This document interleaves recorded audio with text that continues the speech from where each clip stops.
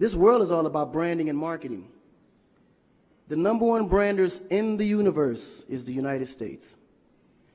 They made United States seem like it's the best place in the world to be. It's the land of the free, home of the brave. I go there to find and chase my dreams. We have to be able to tell our own stories. Directors, filmmakers, entertainers, it's going to be clearly, and the press, it's going to be your job to redefine how people think about Africa.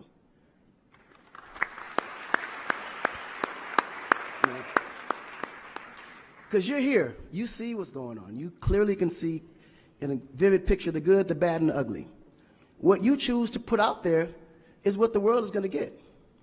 Because I can tell you right now, in Chicago alone, there's more people dying in Chicago than there was in the war in Iraq. But you would never see that. There's a lot of things that's happening in the U.S. that you would never see because they choose to show you what they want you to see for. Yeah.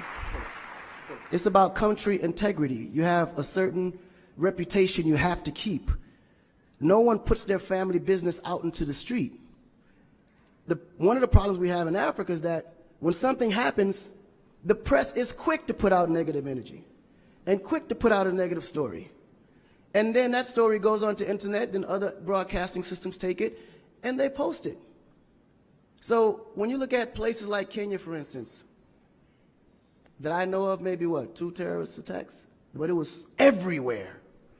So now people was afraid to go to Kenya because somebody shot up the mall. But then when you look online, there was over 25,000 attacks in the US, but you only knew about maybe 5 or 6. So we have to really rebrand. And then when you look at how the world perceives Africa, they're right. You know, you see zebras, lions, tigers, bears. Oh my.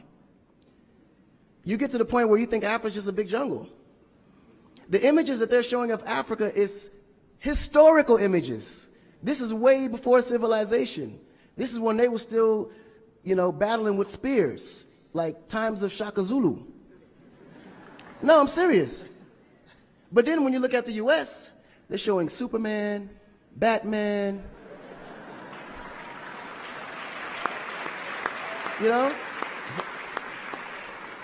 Where is our Superman? Where is Shaka Zulu should be a superhero today. Really. So we have to tell our own stories. I mean, even Jesus is white. And you believe it. But it's okay, because how you were framed, if you taught something from the day you were born, and your mother taught you that, your father taught you that, it's real. You never look at your mom and your dad as liars. But their mother and father taught them the same thing, because that's the kind of history that's put out for them to believe. Our history books in the U.S. is all white American history, culture that's been borrowed from other nations. But Africa have to teach the same history of our ancestors, the great things that they have accomplished. And it's going to be the jobs of directors like yourself, filmmakers like yourself, to narrate that story. How do we want to be perceived? How do we want that story to be narrated to the rest of the world? This younger generation, we kind of figured it out. Because now, when you look at hip-hop in America, every rapper is rich. Gold chains, Bentleys, nice girls by the pool with bathing suits in this big mansion. And then, when the video's over, they get on their phone and call an Uber. They don't even come in the Bentley that you just saw in the TV. But you go to Nigeria, we got Wizkid, Davido, P-Square, all these guys driving a Bentley, Mercedes. They actually own those cars. That's the difference. But if we don't translate that, they will never know. They think we're going to leave the shoot and go home on a horse or a zebra.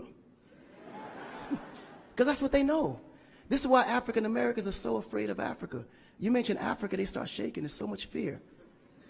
They don't know how to translate that. It was just recent that people are now saying, yeah, man, you know what? I rock with Africans, man. You know what I'm saying? I want to do some collaborations, man. Yo, man, I need an Afrobeat remix, you know what I'm saying? But before, they be like, man, I don't know that dude. I'm not putting him on my record. So the younger generation is slowly understanding how you have to rebrand the culture, because the culture has adapted. They've actually took everything that we've created and made it look better. They made a superstar look like a superstar. When I look on TV and I see our biggest entertainers, they don't look like stars. That's why you can't really respect the entertainer. If a politician saw a singer, he'd just be like, oh, he's just a local singer.